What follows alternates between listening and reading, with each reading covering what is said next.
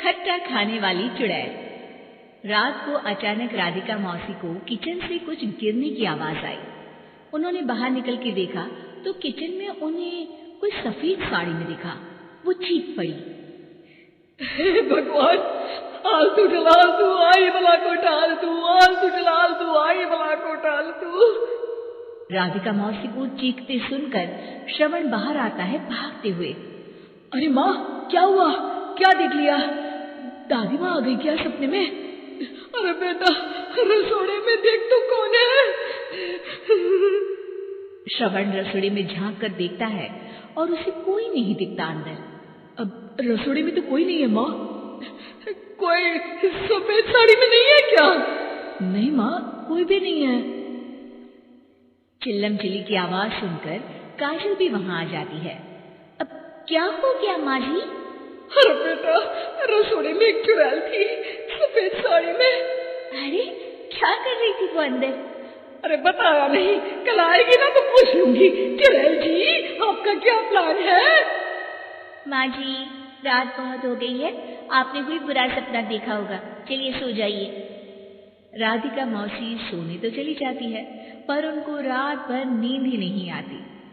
वो कुछ भी उलझुल बातें सोचने लगती है। कहीं चुड़ैल की वजह से तो घर में टेंशन नहीं हो रहा, कहीं उसी की वजह से तो वो दादी नहीं बन पा रही। सुबह जब राधिका मौसी रसोड़े में छानबीन करती है तो पाती है कि नींबू का अचार गायब है। चुड़ैल नींबू का अचार ले गई? मुझे तो ठीक नहीं लग रहा कुछ। चुड़ैल को भी पता है कि जिंदगी का असली मजा तो खट्टे में ही है। राधिका मौसी झट से श्रवण को फोन कर देती है। बेटा, मुझे समस्या समझ में आ गई है, हमें एक तांत्रिक की जरूरत है। अरे क्या बोल रही हो माँ, तांत्रिक की क्या जरूरत है? आप पूजा पाठ तो कर ही रही हो ना। आलतू जलालतू मंत्र सारे फालतू जैसे कुछ मंत्र पढ़ो, चली जाएगी अपने आप चुड़ैल। अरे नहीं बेटा, कभी चुड़ैल को कम नहीं समझते। अरे तुझे पता भी नहीं चलेगा कि कभी वो छल करके काजल की जगह घर की बहू खुद बन जाएगी। क्या माँ, कुछ भी बोल रही हो? कहाँ काजल और कहाँ चुड़ैल? वैसे एक बात बताओ, काजल को अगर गाने के लिए बोल देना तो चुड़ैल काजल की आवाज सुनकर घर तो क्या, धरती लोग छोड़कर चली जाएगी। तुम ना पढ़े लिखे बच्चे हर चीज को मजाक समझते हो। तुम रहने दो, मैं खुद ही तांत्रिक को बुला लेती हूँ। अच्छा सुन, शाम को इमली लेके आना। क्या है कि चटनी खाए बहुत दिन हो गए है ना? नहीं माँ, इमली तांत्रिक से ही मंगवा लो ना, आटा वगैरह भी उसी से पिसवा लेना। देखो मुझे काम करना है। श्रवण रात को कई तरह की सब्जियों के साथ माँ के कहने पे चटनी के लिए इमली भी ले आया था, लेकिन राधिका मौसी के दिमाग में अलग ही फिल्म चल रही थी। उन्हें अब सिर्फ शक ही नहीं यकीन होने लगा था कि शायद चुड़ैल ने श्रवण पर अपना जाल बिछा दिया था, जिस वजह से श्रवण उनकी बात ही नहीं मान रहा था। पर कोई नहीं, आने वाली रात में राधिका मौसी खुद तैयार हो गई चुड़ैल को पकड़ने के लिए। रुद्राक्ष की माला, तुलसी का पत्ता, हनुमान चालीसा सब हाथ के पास ही था, बस चुड़ैल का इंतजार था। और जैसा राधिका मौसी ने सोचा था वैसा ही हुआ। वो चुड़ैल उस रात भी आई, पर वो राधिका मौसी से तेज निकली और राधिका मौसी के उससे पकड़ने के पहले ही वो भाग खड़ी हुई। जरूर बहू पे साया है उस चुड़ैल का, तभी तो श्रवण के कमरे में गई है। और अगली सुबह राधिका मौसी पिछली रात हुए हमले में किन चीजों का नुकसान हुआ उसका हिसाब लगा रही थी। उनके खेमे से एक आम के अचार की शीशी भी गायब हो चुकी थी और वो इमली भी जो कल श्रवण लेकर आया था। राधिका मौसी इस बारे में सोच ही रही थी कि श्रवण जल्दी से रसोड़े में आकर दवाइयों की पोटली ढूंढने लगता है। अरे बेटा, क्या हो गया? अब माँ, वो काजल की तबीयत खराब है, बहुत घबराहट हो रही है उसे। हे भगवान, मैंने पहले ही कहा था कि तांत्रिक को बुला लेते हैं, पर नहीं। अब देखो, उस चुड़ैल ने काजल को अपने वश में करना शुरू भी कर दिया है। हालांकि श्रवण भूतों में विश्वास नहीं करता था, पर अब वो भी डर जाता है। और राजी हो जाता है एक तांत्रिक को बुलाने के लिए।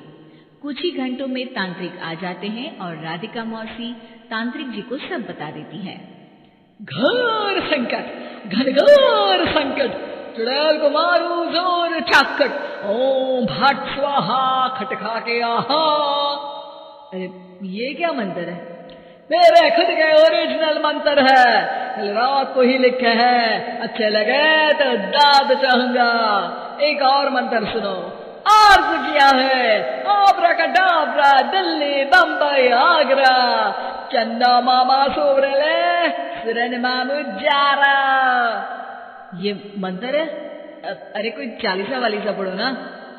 वक्त कम है, 40 नहीं पड़ेंगे, 20-25 में काम चलाना पड़ेगा। अलग निरंजन जाके लंदन, मुफ्त का मंजान घिस मेरे नंदन। अरे जल्दी करो तांत्रिक जी, जल्दी करो। तांत्रिक अपने उल झलूल मंत्र पढ़ने लगता है। श्रवण को तांत्रिक पे शक होता है। वो अपने एक डॉक्टर दोस्त को कॉल कर देता है ताकि कोई अनहोनी हो तो इमरजेंसी में चीजें मैनेज हो जाए। तांत्रिक धुनी रमाता है जिसकी वजह से कमरे में काफी धुआं हो जाता है और जिसकी वजह से बहू की घबराहट बढ़ जाती है। अब भागेगी चुड़ैल। हाँ। बहू खांसते हुए धुएं से बचने के लिए बाहर चली जाती है। अरे भाग रही है, भाग रही है। पीछे पीछे श्रवण भी जाता है। बहू एक सोफे पर बैठ जाती है। तभी डॉक्टर दोस्त आ जाते हैं और श्रवण को पानी लाने के लिए कहते हैं। थोड़े चेकअप के बाद डॉक्टर कहते हैं, मेरे हिसाब से जाप का काम पूरा हो गया है। क्या मतलब? अरे कुछ भी नहीं माँ, कोई चुड़ैल नहीं है, खुशखबरी है, अब दादी बनने वाली है। मगर वो सब अचार के डब्बे। श्रवण दोनों अचार के डब्बे अपनी माँ को दिखाता है जो कि उनके बिस्तर के नीचे छुपे हुए थे।